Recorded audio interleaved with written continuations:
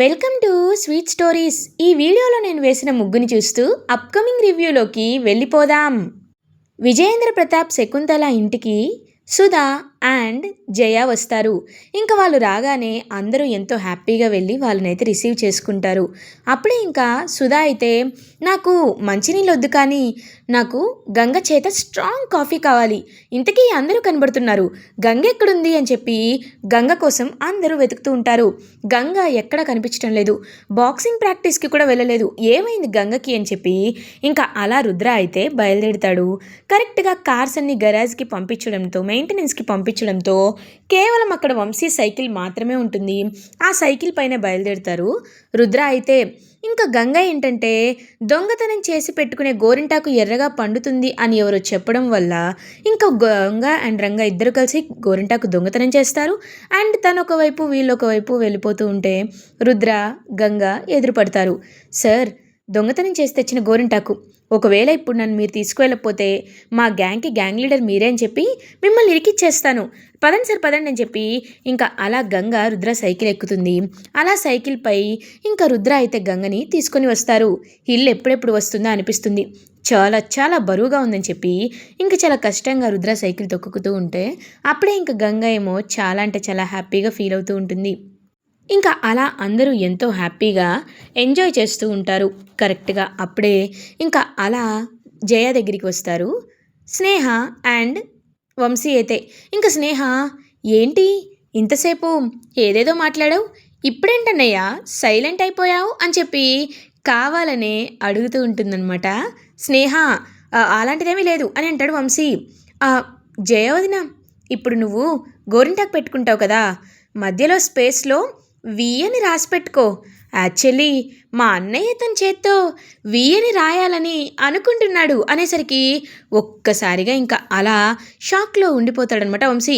ఏయ్, నేను అలా ఏం చెప్పలేదు, నేను అలా చెప్పలేదు అని అంటాడు వంశీ. ఇంకందరూ నవ్వుకుంటూ ఉంటారు. ఏంటి, నేను అడిగినా నా చేతికి నువ్వు గోరింటాకు పెట్టవా అని అంటుంది జయ. ఒక్కసారిగా ఇంక వంశీ షాక్ అయిపోతారు. విజయేంద్ర నవ్వుతూ, మాకు తగిన కోడలివే దొరికావు వంశీ, పాపం ఎప్పుడూ నెమ్మదిగానే ఉంటాడు, నువ్వు ఇంతలా తన్ని హ్యాపీగా మాట్లాడుతుంటే వాడు కూడా హ్యాపీగా ఫీల్ అవుతాడు, ఇద్దరు హ్యాపీగా ఉండండి అని చెప్పి ఇంకా విజయేంద్ర చెప్పగానే తన చేత్తోనే జయకి గోరింటాకు పెడుతూ ఉంటాడనమాట వంశీ.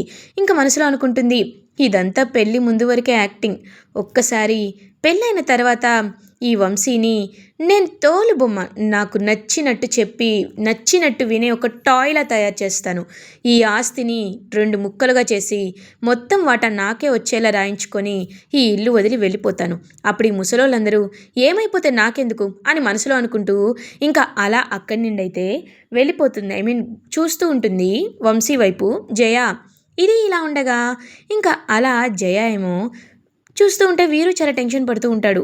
ఏమైంది వీరుకి, ఎప్పుడూ ఇంతలా టెన్షన్ పడలేదే అని చెప్పి ఇంకా అలా చూస్తూ ఉంటే ఇషిక ఏమో, బ్రో నువ్వేమీ కంగారు పడద్దు, అయినా ఎప్పుడు జరిగేటప్పుడు జరుగుతుంది, వాడింటికి రాకుండా ఉండాలి అంటే ముందు నువ్వు వాడింటికి వెళ్ళాలి, అక్కడే వాడిని లాక్ చేసేసే, అప్పుడే మనం అనుకున్నది జరుగుతుంది అని అంటారు. Yes Ishika, what you said is right, ఇప్పుడే వెళ్తానని చెప్పి ఇంకా వెళ్ళబోతుంటే ఫామ్ హౌస్ నుండి గోరింటాకు వచ్చింది అని చెప్పడంతో ఇంకా గోరింటాకు కలెక్ట్ చేసుకున్న తర్వాత వెళ్దామని అలా కొంచెం బయటికి వెళ్తాడనమాట వీరు. అప్పుడే కరెక్ట్గా డమ్మి చిన్ని అలియాస్ జయ అయితే వస్తుంది ఇషికా దగ్గరికి. వచ్చి అవును, నాకు ఒకటి అర్థం కావట్లేదు, అసలు ఎందుకు బ్రో ఇంత టెన్షన్ పడుతున్నారు, వీరు బ్రో ఇంత టెన్షన్ పడ్డం నేను ఎప్పుడూ చూడలేదే అని చెప్పి అంటారు. ఎందుకంటే అని చెప్పేలోపు కరెక్ట్గా ఆ స్కెచ్ ఆర్టిస్ట్ రామనాథం వాళ్ళ పిఏ ఎవరైతే ఉంటారో ఆ పిఏ వీళ్ళ ఇంటికైతే వస్తూ ఉంటారు, డోర్ బద్దలు కొట్టుకొని మరి. నన్ను మోసం చేయాలనుకుంటావా, ఇప్పుడు చూడు నీ పని ఏం చదువుతాను, నువ్వే మా సార్ని చంపావని అందరికీ చెప్పేస్తాను, అప్పుడు నిన్ను ఇంట్లో నుండి గెంటేస్తారని చెప్పి ఇంకా అలా అతను ఆవేశంగా వస్తూ ఉంటారు. ఎవరు అతను అంత ఆవేశంగా వస్తున్నారు అని అడుగుతుంది డమ్మి చిన్ని. అతను ఎవరో కాదు, గంగ స్కెచ్ ఆర్టిస్ట్ రామనాథం ఉన్నాడు కదా, ఆయన శిష్యుడు బ్రో, ఇతన్ని కలవడానికే బయలుదేరుతున్నాడు, ఇతను బ్రోకి చాలా అంటే చాలా టార్చర్ చేస్తున్నాడు, బ్లాక్మెయిల్ చేస్తున్నాడు, కాబట్టి బ్రో ఇతని ఊరి విషయంలో కాస్త టెన్షన్గా ఉన్నాడు, అందుకే టెన్షన్ పడుతున్నాడు అనేసరికి, అంటే నేను నిజమైన వారసురాల్ని కాదని విశ్వనాథం కూతురు ఆ గంగ అని ఇతనికి తెలుసా అనేసరికి, అవును బాగా తెలుసు అని అంటారు. అయితే పద వెళ్ళి ఆపుదామని చెప్పి ఇంకా ఇషిక జయ ఇద్దరు ఆగండి ఆగండి మీరు ఎందుకు వస్తున్నారని అడుగుతారు. జరగండమ్మా, గంగే విశ్వనాథం గారి కన్న కూతురు అనే విషయాన్ని నేను అందరితో చెప్పాలి అని చెప్పి ఇంకా ఆయన గట్టిగా చెప్తారు. చూడండి, నీకెంత డబ్బు కావాలంటే అంత డబ్బు ఇస్తాను, ఆ డబ్బులు తీసుకొని మర్యాదగా ఎక్కండి వెళ్ళిపో, లేకపోతే అని అంటుంది. ఇంకా డమ్మి చిన్ని అయితే ఏంటి డబ్బులు ఇస్తావా, నేను ఎంత అడిగినా ఇస్తావా, అయితే ఇవ్వు, నేను నిజాలు చెప్పేసిన తర్వాత ఇవ్వు, నేను జైల్లో పెడతారు కదా అప్పుడు ఇవ్వు అని చెప్పి ఇంకా అలా అక్కడి నుండి అయితే వెళ్ళబోతూ ఉంటే వీరు కరెక్ట్గా వచ్చి అతన్ని వెనకాల తలపై కొడతాడు.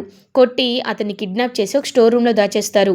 వీడి పని ఈ మెహందీ ఫంక్షన్ అయిన తర్వాత చూసుకుందాం, ఇప్పుడు ఫంక్షన్ ఎంజాయ్ చేద్దాం, ఇప్పుడు వీడు ఇక్కడే ఉన్నాడు కాబట్టి నాకు ఎలాంటి ప్రాబ్లం లేదు అని చెప్పి ఇంకా ఎంతో అంటే ఎంతో హ్యాపీగా ఫీల్ అవుతారు. అప్పుడే కరెక్ట్గా రుద్రగంగ ఇంటికి రీచ్ అవుతారు. ఇంకా హ్యాపీగా చేతులు దులుపుకొని లోపలికి వెళ్ళిపోతున్న వీరునైతే చూస్తారనమాట రుద్ర. అప్పుడే కరెక్ట్గా అక్కడ రాడ్ ఉండడం కూడా చూస్తారు. ఏంటి రాడ్ అని చెప్పి ఆ రాడ్ని చూస్తూ ఉంటే దానికి బ్లడ్ మార్క్ అయితే అంటుకుని ఉంటుంది. ఏంటి రాడ్కి బ్లడ్ మార్క్ ఉంది, అసలు ఏం జరుగుతుంది ఇక్కడ అని చెప్పి అలా ఇంకా చూస్తూ ఉంటే కరెక్ట్గా అప్పుడే ఇంకా రూమ్ అయితే స్టోర్ రూమ్ అయితే కనబడుతుంది. ఈ స్టోర్ రూమ్లో ఏదో ఉంది, అదేంటో తెలుసుకోవాలి అని చెప్పి ఇంకా అలా రుద్ర లోపలికి వెళ్తాడు. లోపలికి వెళ్ళి చూసేసరికి అక్కడ ఆయన్ని కట్టేసి ఉంచుతారు. ఒక్కసారిగా అది చూసి షాక్లో ఉండిపోతారనమాట. వెంటనే మీరు మీరు అని చెప్పి కట్లు విప్పేసి చూడగానే సార్ సార్ అని చెప్పి ఇంకా అతను వెంటనే స్పీడ్గా వాటర్ తాగుతూ సార్ నేను నేను మీకు ఒక నిజం చెప్పాలి సార్, అదేంటంటే అది నేను ఒక పెద్ద నిజం చెప్పడానికి ఇక్కడికి వచ్చాను. స్కెచ్ ఆర్టిస్ట్ రామనాథం గారు ఒక డ్రాయింగ్ వేశారు. విశ్వనాథం గారి కన్న కూతురు ఎవరో కాదు సార్, గంగే సార్, మీ భార్య గంగే. ఈ విషయాన్ని చెప్పడానికే మా సార్ మీకు ఫోన్ చేశారు. ఈ విషయం కోసమే ఆయన మీకు చెప్పడానికి చాలా ట్రై చేశారు. కానీ ఏం జరిగిందో తెలుసా, ఆ వీరు మా సార్ ప్రాణాలు తీయాలనుకున్నాడు సార్. మా సార్ని యాక్సిడెంట్ చేసి చంపేసింది కూడా ఆ వీరునే సార్. కానీ ఈ నిజాన్ని మీకు చెప్పకుండా ఉండాలని నాకు డబ్బిచ్చాడు. నేను ఆ డబ్బును తీసుకొని నా భార్యకి ఒంట్లో బాగోలేదని ఆగిపోయాను. కానీ ఇప్పుడు మా భార్యకి ఇంకా సీరియస్ అయింది. 5 లక్షలు కావాలి అంటే ఇవ్వలేను, ఏం చేసుకుంటావో చేసుకో అని ప్లేట్ రివర్స్ చేశాడు.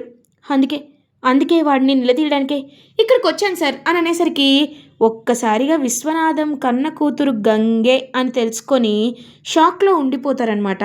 అలా రుద్ర అయితే ఇంకా అలా షాక్లో ఉండిపోయి అంత మొత్తం హీ విల్ గెట్ సింక్రనైజ్డ్, మొత్తం గుర్తు చేసుకుంటూ ఉంటారు.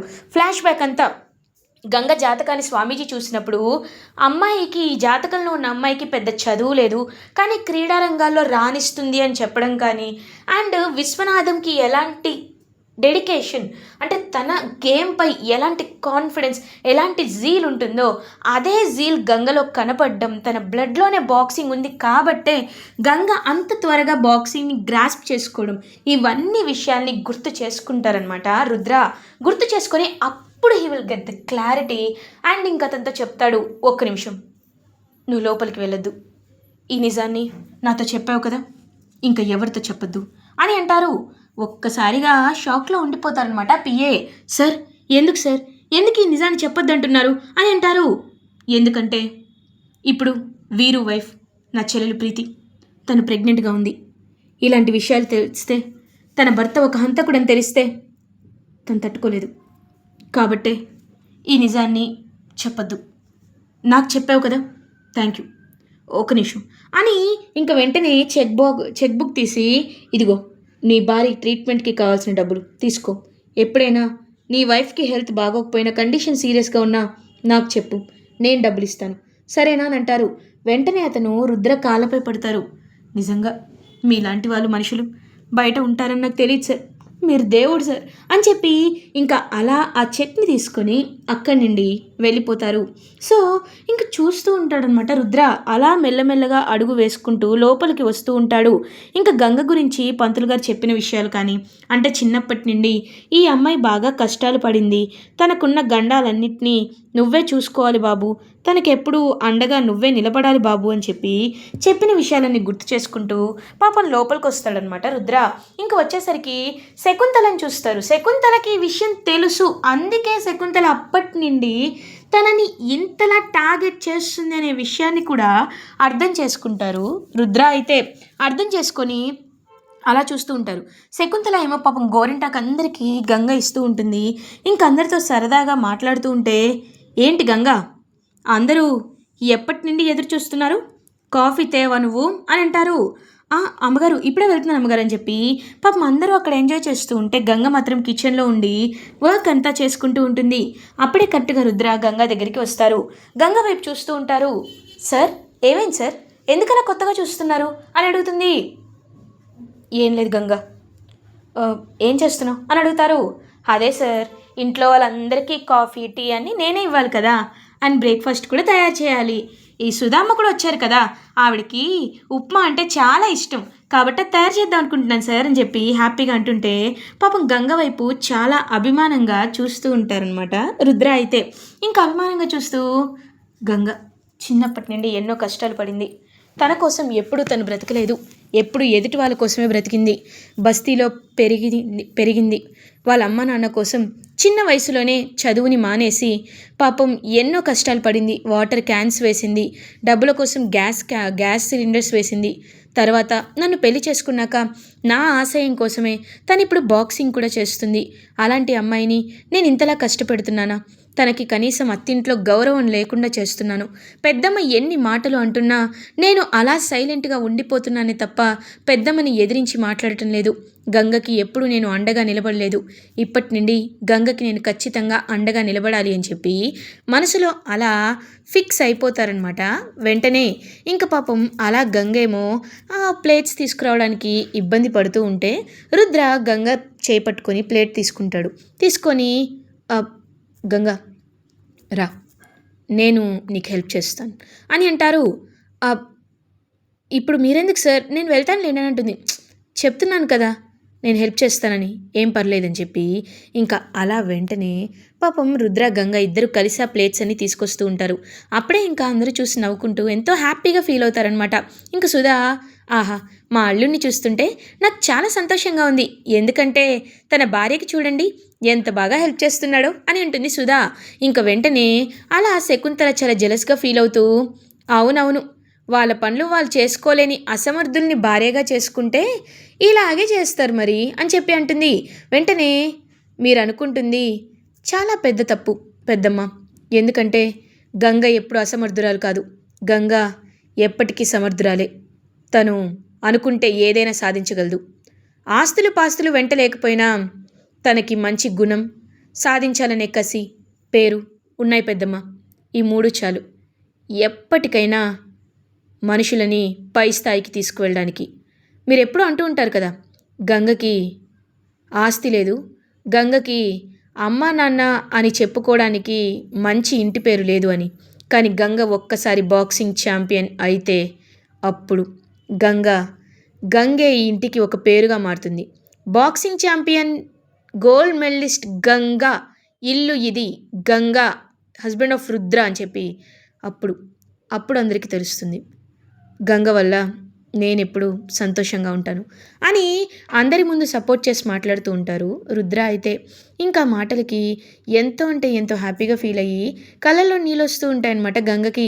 సుధా, విజయేంద్ర, ఫ్యామిలీ మెంబర్స్ అందరూ రుద్ర మాటలకి క్లాప్స్ కొడుతూ ఉంటారు. ఇంక పాపం గంగ ఏమో సార్ అని చెప్పి అలా చూస్తూ ఉంటే, గంగ నేను చెప్తున్నాను కదా ఎప్పటికీ నేను నీకు తోడుగా ఉంటాను గంగ అని చెప్పి పాపం ఎంతో హ్యాపీగా తన చేతికైతే మెహందీ పెడతారు. శకుంతల, పెట్టు ఎన్ని రోజులు మెహందీ పెడతావు, ఈ ఒక్కరోజే కదా, తర్వాత ఈ గంగని నేను ఇంట్లో నుండి గెంటేస్తానుగా, అప్పుడు తెలుస్తుంది నీకు ఆ బాధ అంటే ఏంటో. నువ్వు కూడా బాధపడాలనే రుద్ర, ఎందుకంటే నా కొడుకుని చంపి పాపం మూట కట్టుకున్నావు. అలాంటిది నువ్వు సంతోషంగా ఉంటే నేనెలా చూడగలను? ఆ గంగపై నాకెంత పగుందో నీపై కూడా నాకంతే పగుంది అని మనసులో అనుకుంటూ అలా చూస్తూ ఉండిపోతుంది శకుంతల. ఇలా ఎపిసోడ్ ఎండ్ అవుతుంది. ఫర్దర్ ఎపిసోడ్ రివ్యూస్ ముందుగా మీకు కావాలి అనుకుంటే మా ఛానల్ని సబ్స్క్రైబ్ చేసుకోండి. Thanks for watching.